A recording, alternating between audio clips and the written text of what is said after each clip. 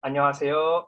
상인 역량 강화 비책 프로그램을 지금부터 소개해드리게 될 남대문 벨트쟁이 이정일이라고 합니다. 자, 공릉동 도깨비 시장, 우리 시장 상인분들을 위해서 첫걸음 시장 사업단과 상인회에서 앞으로 여러 타임에 걸쳐서 상인 역량 강화 비책을 여러분들께 알려드리도록 하겠습니다. 제가 금방 소개를 드릴 때 남대문 벨트쟁이라는 표현을 썼어요. 이게 무슨 뜻일까요? 저 사람 뭐 하는 사람이지? 저 진짜로 남대문에서 벨트를 파는 남대문 벨트쟁이입니다. 제가 남대문 벨트쟁이라는 표현을 쓴 이유는 여러분들도 여러분들 점포에 맞는 그런 나만의 독특한 소개할 만한 문구 이런 거를 가지고 여러분들이 사람들을 만날 때 그렇게 자기소개를 하면은요, 길게 말고 저처럼 짧고 임팩트 있게요. 그러면 다른 사람들의 기억에, 손님들의 기억에 여러분들이 남으면서 여러분들의 하는 일과 제품을 손님들에게 기억시키는데 많은 도움이 될 겁니다. 그러면 당연히 자연스럽게 매출이 오를 수 있는 기회가 생기겠죠. 자, 짤막하게 말씀을 드렸고요. 본격적으로 상인 역량 강화 비책에 대해서 안내를 드리도록 하겠습니다. 보이시죠? 네.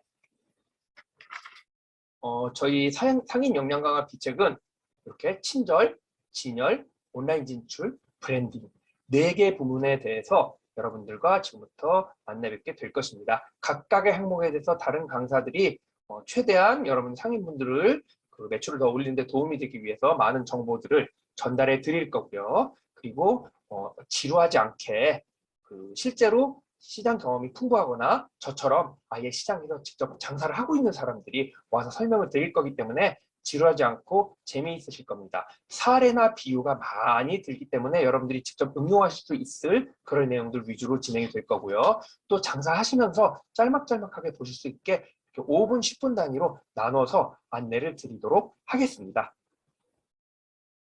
그렇게 해서 여기 적혀 있는 것처럼 혹시 글씨가 잘 안 보이시면은요, 손가락으로 이렇게 펴가지고 화면을 확대한다든지 이렇게 하셔서 글씨를 크게 보실 수 있는 방법이 있으실 겁니다. 그렇게 해서 글씨를 잘 보이게 화면을 확대해서 보세요. 아니면은 여러분 교환 교재를 받으시게 되면 그 교재를 보셔도 되겠습니다.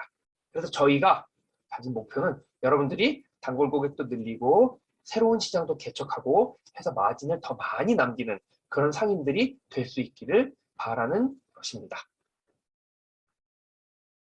자, 그러면은 말씀드린 4가지 친절, 진열, 온라인 진출, 브랜딩 중에 그 첫 번째 친절 특화 교육에 대해서 지금부터 제가 안내를 드리겠습니다. 요거는 그 아래쪽에 보시면 공릉동 도깨비 시장 친절 3법칙, 실전 고객 응대 커뮤니케이션, 상처받지 않는 불만 고객 응대, 이렇게 3가지 부류로 안내를 드리게 될 텐데요. 친절 3법칙 말씀드리고 실전 고객 응대 커뮤니케이션 각각에 대해서 한 1분에서 2분 정도 짤막짤막하게 여러분한테 말씀드리고요. 그다음에 역시 또 상처받지 않는 불만 고객 응대에 대해서도 짤막짤막하게 안내를 드려서 시장에서 장사하는 도중도중에 틈틈이 보시기 좋게 이렇게 설명을 드리도록 하겠습니다. 자, 먼저 여러분 지금부터 계속 저와 함께 시간을 보내면서 여러분들이 반드시 알아야 될 친절 3법칙을 안내드릴게요. 첫째, 빨간 글씨 보세요. 나는 가장입니다. 둘째, 손님은 왕, 손님을 내 자식처럼. 셋째, 스트레스 풀고 일을 즐기자. 자, 이게 각각의 무슨 뜻일까요? 첫째, 나는 가장입니다. 당연하지, 나는 가장이지. 집에 우리 마누라 있고 집에 남편 있고 애들 있고 가장이지. 그 얘기가 아니고요. 그 얘기가 아니고 이 시장을 대표하는 시장의 가장이라는 의미입니다, 여러분이. 무슨 소리야? 시장 가게가 얼마나 많은데 왜 내가 가장이야? 그렇게 생각하실 수 있는데요. 자, 내가 한 사람의 고객한테 마음에 안 드는 고객에서 불친절하게 했어. 그럼 그 고객이 가면서 공릉동 시장의 000 점포는 되게 불친절해. 공릉동 도깨비 시장은 너무 좋아서 거기 계속 가는데 그 000 점포만 나는 안 가야 되겠어. 이렇게 생각하는 사람이 많을까요? 대부분 나 한 사람이 고객한테 불친절하면 시장을 쏴다봐서 아이고 공릉동 시장 상인들은 아우 그냥 4가지 없고 불친절하게 아우 고객들은 그럴 거예요 아마. 그쵸? 그래서 내가 공릉시장 점포를 전부 다 책임지고 있는 공릉시장을 대표하는 내가 가장이다. 내가 대표라는 생각으로 고객을 친절하게 응대해서 고객이 시장에서 떠나게 하면 안 된다라는 뜻입니다. 나는 뭐다? 나는 공릉동 도깨비 시장을 대표하는 가장이다. 이런 뜻이에요. 두 번째, 손님은 왕이다. 이런 얘기 많이 들어보셨을 거예요. 손님은 왕을 떠나서 뭐 고객 만족을 해야 된다 이걸 떠나서 고객 흥분, 고객 졸도 이런 이상한 얘기 많이 들어보셨을 거예요. 너무너무 만족을 시켜가지고 고객이 흥분했다. 너무너무 만족해서 고객이 기절했다. 이런 뜻이에요. 아이고 쌍팔년도 얘기고요. 그렇게 하려면 우리가 얼마나 스트레스 받습니까? 저도 잘 알아요. 얼마나 진상 손님들 많아요. 그 사람들 다 만족시키고 왕처럼 대우해주면요. 머리 꼭대기 기어 올라가려고 그럽니다. 그죠? 그렇게 할 수 없어요. 그래서 손님을 다 왕이라고 생각하고 왕한테 봉사한다고 생각을 하시면 안 되고요.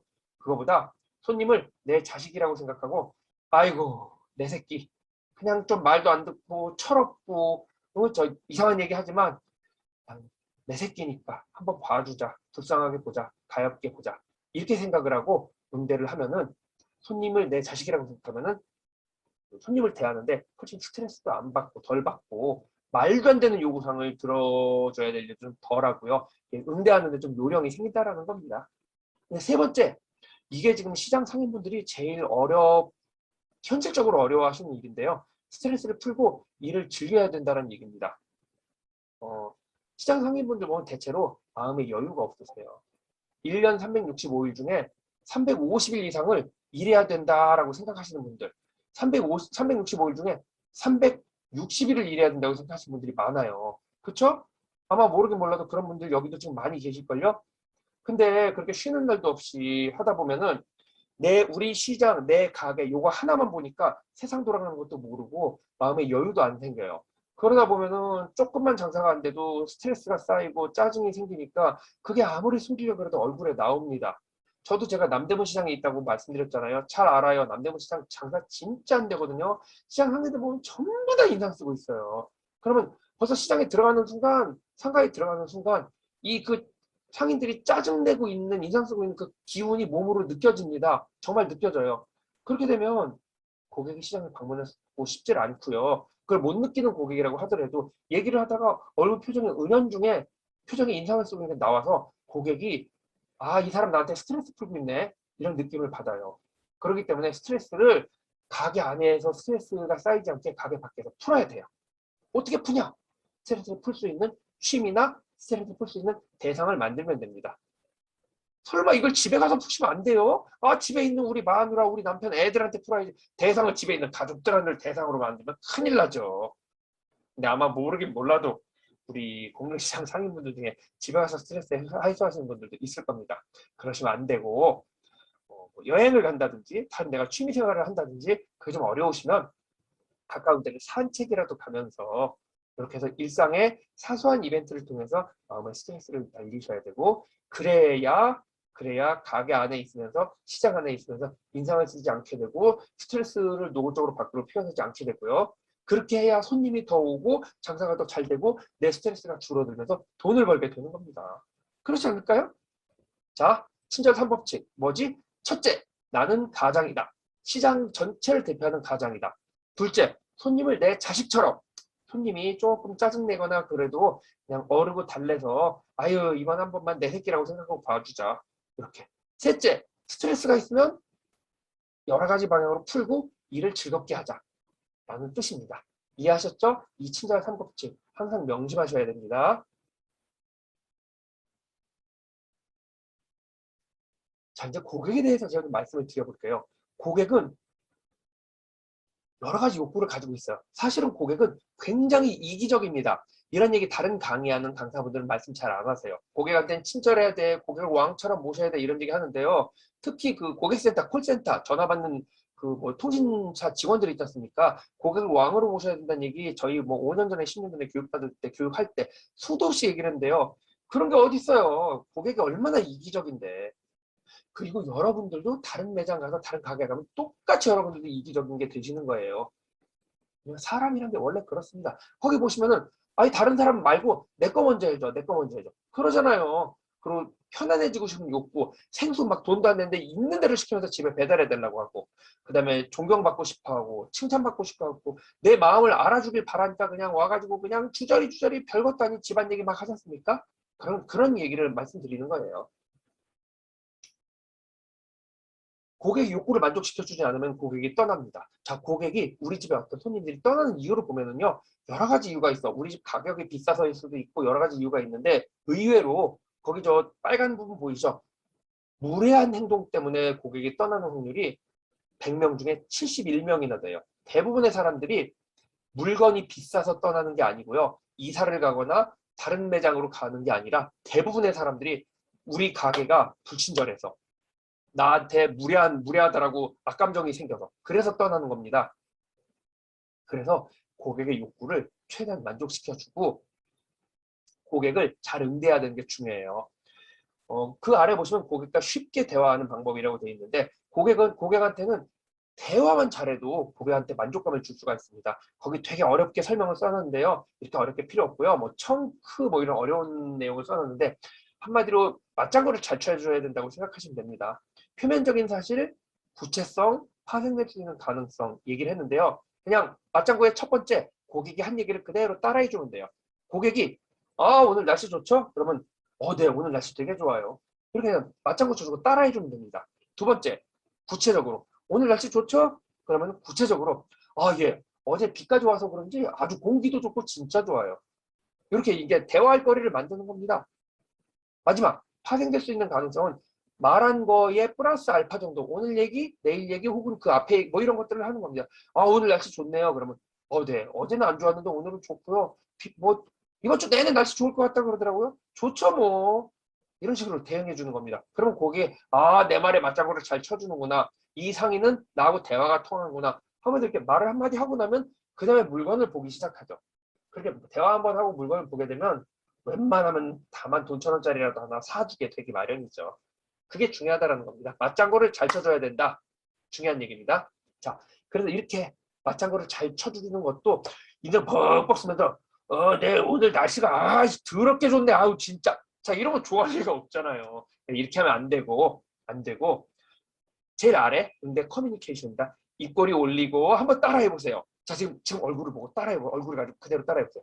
여러분 양쪽 입꼬리를 올리고 눈썹도 올리고 목소리도 좀 하이톤으로 그리고 긍정어 표현을 써야 돼요.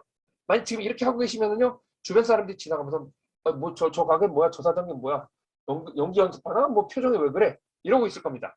사람들이 그렇게 쳐다보고 있으면 여러분들 표정을 잘 짓고 있는 거예요. 그 표정으로 고객들을 응대하면 고객들이 여기 사장님 표정 좋네. 웃으니까 좋네. 친절하네. 이렇게 생각을 한다라는 겁니다. 그리고 얘기를 할 때 부득이한 경우가 없으면 부정적인 용어를 쓰면 안 돼요. 긍정어 표현. 거기 오른쪽 보시면은 오른쪽 같은 표정을 지으셔야 된다는 거예요. 없어요. 라는 표현을 쓰지 말고 안 돼요. 라는 표현을 쓰지 말라는 얘기입니다. 예를 들면 물건을 찾는데 얼마 팔리지도 않는 물건을 계속 찾는 손님이 있어요. 그거 없어요. 안 팔려. 안 갖다 놔요. 없어요. 오지 마요. 없어요. 오지 마요. 이렇게 부정적인 표현을 쓰면 아무리 좋게 얘기해도 들으면서 기분이 나쁠 수밖에 없어요. 나중에도 말씀드리겠지만 우리 뇌는 부정적인 표현을 훨씬 민감하게 받아들입니다. 그래서 부정적인 표현 쓰지 말고 긍정적인 표현으로 바꿔야 돼요. 자, 물건 없어요. 물건 안 들어와요가 아니라 그 제품이 이렇게 회전율이 빠르지가 않아서 많이 팔리는 게 아니라 우리가 오늘 그 제품이 구비가 안 돼 있네요. 우리가 그 제품을 구비를 하고 싶은데 구비를 못 했네요. 네, 그러니까 그 제품이 오늘 말고 다른 때 저희가 준비를 할 수 있도록 해볼게요. 이런 식으로 돌려서 얘기를 한다는 거죠. 안 되어도 교환 반품을 하러 왔는데 반나절 전에 사간 거를 지금 와서 물건이 상한 것 같다고 당근이 썩었다고 그걸 바꾸라고 안 돼요.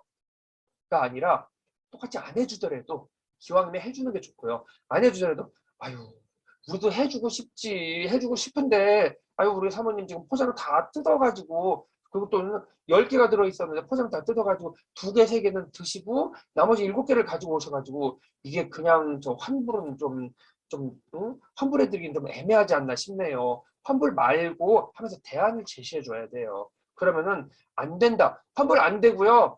다른 거로 바꿔 드리는데 환불은 안 돼요. 라는 것보다 그렇게 해서 환불 말고 우리가 이렇게 다른 방법으로 이런 건 어떨까 이렇게 해주면 고객이 조금 덜 기분이 나쁘다라는 거죠. 그리고 그에 더해서 거기 보이시죠? 변화를 알아채고 기분 좋게 반응. 고객에 대한 신상을 조금 알고 계셨다가 특히 여자분들 같은 경우 머리를 했다든지 옷을 샀다든지 그러면 우리 사모님 머리 하셨나 봐. 우리 사모님 옷 새 옷이다. 처음 보는 옷이네. 이러면은 이제 나 이거 머리 저번 주에 한 건데, 그치? 에이 이거 저번에 입고 왔던 옷인데, 라고 할지언정 기분 좋아한다라는 거죠. 아이고 여기 사장님이 나한테 관심이 많구만. 눈썰미가 좋구만. 저도 예전에 치과병원에 갔을 때 그 치과병원 저 의사 선생님이 우리 선생님 1년 반 만에 왔어요. 애는 잘 크죠? 애가 지금 3학년이죠? 아니 저 1년 반 만에 왔는데 우리 애 3학년인 거 어떻게 알아요? 왜 몰라요? 걔 이빨 뽀뽀할 때도 우는 소리 한 번 안 했던 얼마나 참을성이 있었는데 우리 치과 병원에 참을성 어린이 1등 어린이였어요. 저 거기서 원래 할 생각도 없었는데 저 별로 썩지도 않은 것 같은데 그냥 금리빨을 5개라고 나서 5개를 하고 그렇게 기억을 해준 고맙잖아요. 그런 일들이 생긴다라는 겁니다.